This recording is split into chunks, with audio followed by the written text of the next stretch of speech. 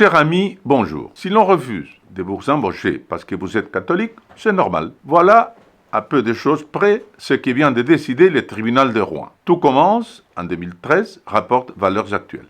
À l'époque, un étudiant postule auprès de l'association gothique Frémissant pour un emploi au service d'une abbatiale de Rouen qui vise à être réinventée. En théorie, le profil du jeune homme colle parfaitement au poste auquel il postule. Jugez vous-même. Il est diplômé en droit et sciences politiques avec spécialisation en culture et patrimoine. En plus de cela, il a beaucoup voyagé et a l'expérience dans la restauration des chantiers. Toutefois, son CV comprend aussi une partie qui va fortement déplaire à son employeur. L'étudiant met en avant son engagement associatif en précisant qu'il est chef louveteau, qu'il a participé à des maraudes et qu'il est actif dans la défense des chrétiens d'Orient. Pour son potentiel employeur, c'est trop. Le chef de projet lui dit sans sourciller, je cite, « Je vais être franc avec vous. Malgré tout ce que vous avez déjà fait, nous ne pouvons répondre favorablement car votre profil de catholique militant que vous mettez en avant ne correspond pas du tout à l'ouverture d'esprit qui caractérise notre approche dans cette œuvre. Ainsi donc, être catholique serait rédhibitoire quand il s'agit d'œuvrer sur un abbaye, un peu comme si être musulman empêchait de travailler dans une mosquée.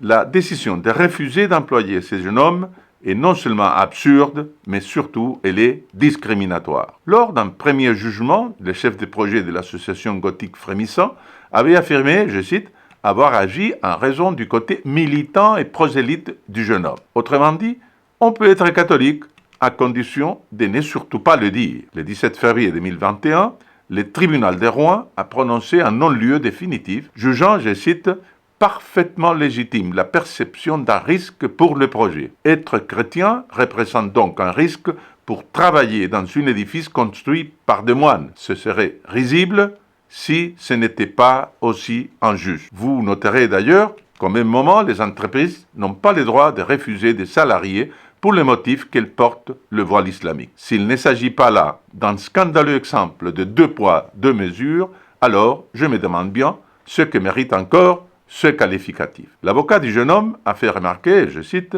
« Je ne suis pas sûr que la décision aurait été la même s'il s'était appelé Mohamed, qu'il avait mentionné dans son CV une activité caritative de bénévole au Croissant islamique. Si cette décision délirante vous indigne, alors, s'il vous plaît, réagissez.